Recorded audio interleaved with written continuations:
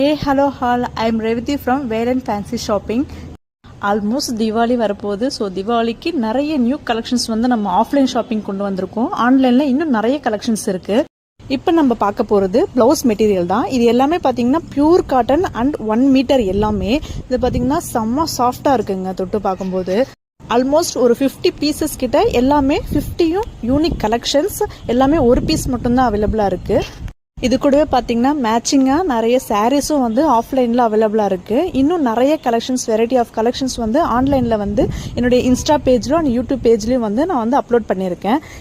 ஆக்சுவலாக இந்த blouse piece பார்க்கும்போதெல்லாம் உங்களுக்கு எங்கேயோ பார்த்த மாதிரி தோணும்.